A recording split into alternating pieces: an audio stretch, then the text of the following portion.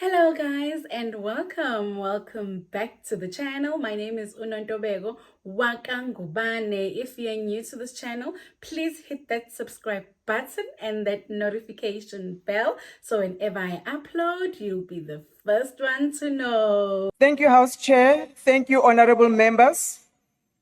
Today we recognize the progress made since 19 March 1911 towards the dismantling and systematic undervaluing and exclusion of women and their role in society. We have seen significant milestones such as the Beijing Declaration and Security Council Resolution 1325 on women, peace and security. Yet, despite this achievement, from Afghanistan to DRC, from Palestine to Haiti, from Ukraine to Sudan and beyond, women's voices remain conspicuously absent in peace talks and negotiations, whilst they bear the heaviest burdens of conflict, displacement, and loss. What is most shocking is the silence of women themselves. Revolution is when women empowerment departs from being a conversation, but becomes an everyday deliberate pursuit of tangible actions for inclusivity, equality, and development for all women. Yet, true revolution begins with rekindling the contribution of African women in resisting colonialism and defending their territories, land, and heritage. In our history, across racial lines, women have displayed great heroism and selflessness during our most difficult times. When men were forced to go underground, imprisoned, or silenced by torture, it was women, mothers, and grandmothers who kept the torch of families and communities alight. It was the militancy of Mama Winnie Mandela, Albert Sisulu, Helen Joseph, Ruth First, Rahima Musa, and many others who mobilized women to protest against apartheid.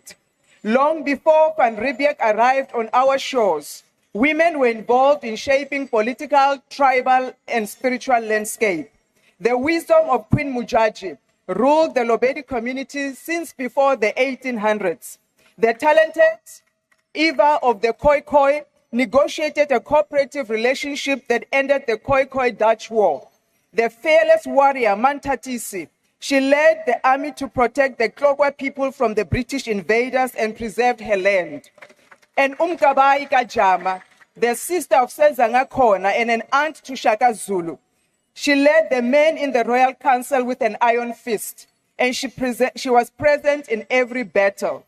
In Angola, Queen Zinga, she fought for the freedom of her people against the Portuguese and transformed her kingdom to rival the Portuguese colonies. To the Trekker women, led by Suzanne Smith, they opposed the British rule and became the force behind the Great Trek in the Anglo-Boer War. But notwithstanding these capabilities, Africa's socio-economic recovery from brutal colonization and slave trade has been lagging, mainly because African leaders, mostly men, have mismanaged and abused their power, failing to recognize the importance of women participation. Even as we sit here, House Chair, in this august house, looking at the caucus represented here, it is evident that nothing much has changed. And now, what is most shocking, again, is the silence of women. Women have fought alongside men. It is not a favor to have women inclusion and participation. It is a duty and an obligation.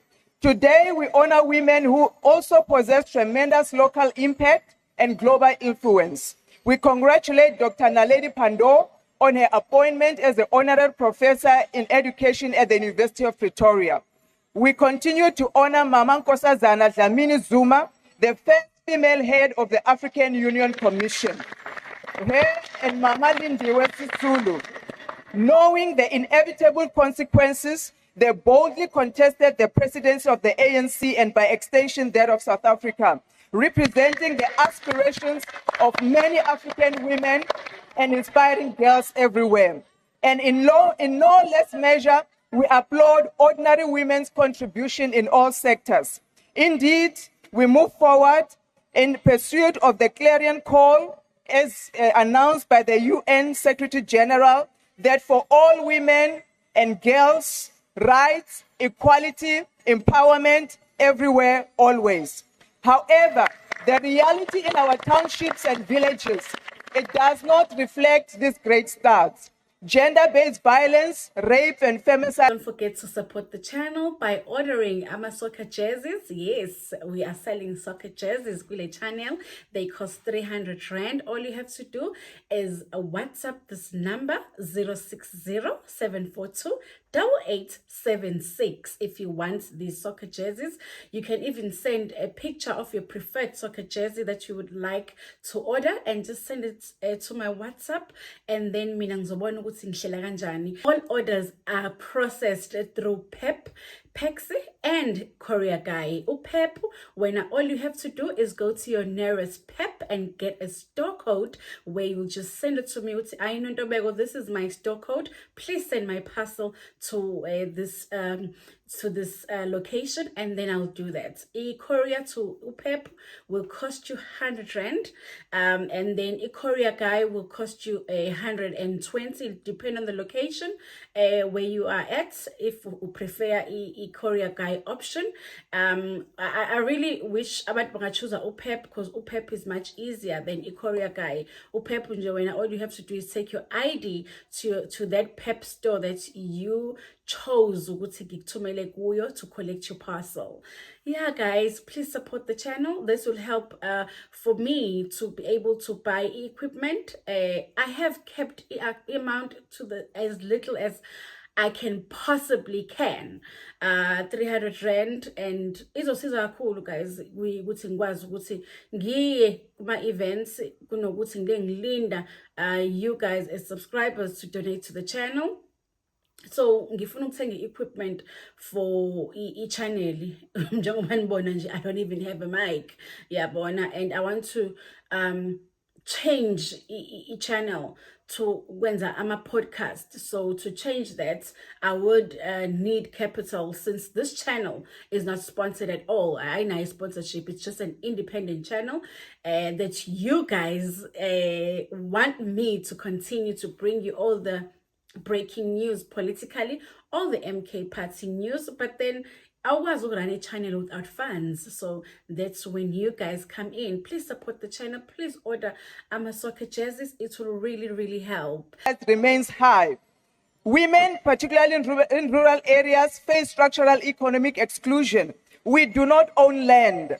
We do not have access to capital. Women unemployment rate is 43% and rising. We do not even own spaza shops. 70% of women are living in extreme poverty, a situation that is worsened by the VAT increase that was announced here yesterday, and the ever-rising cost of living.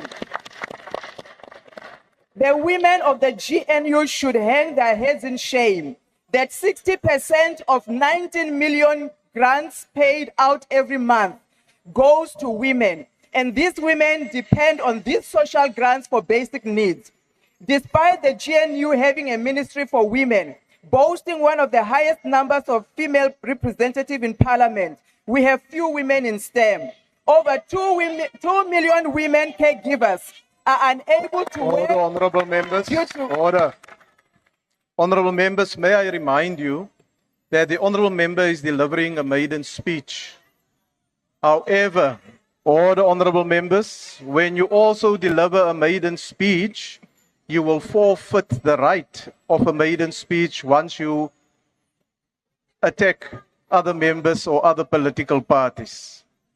So it's a give and take, Dr. Shlope. Thank you, House Chair. Over 2 million women caregivers are unable to work due to lack of functional old age and disability homes. Women in retail and restaurants face daily abuse without benefits of safe transformation. Again, what is most shocking, the GNU women are howling and they are silent. GNU women, they must learn. You must learn from the queens of old, the real Mbokodos. They fought the true revolutionary battles. They fought for land. They fought for the territories and the heritage of their children. The MK clarion call for women is very simple. All women and girls everywhere always must own land. If this GNU does not accelerate economic inclusion of women and girls, If these GNU women do not accelerate the mega transformation drive for women, this is truly a good for nothing unity. That's what GNU stands for. Good for nothing unity. The Tuma Mina women sitting here, you need to prove your worth in salt to our people. Give them safe cities for their girls. Give us water in our villages. Give us opportunities to advance. Be unapologetic, using state resources, budgets, and state entities to empower women. Make it a mega transformation for women. Otherwise, this is a good for nothing unity.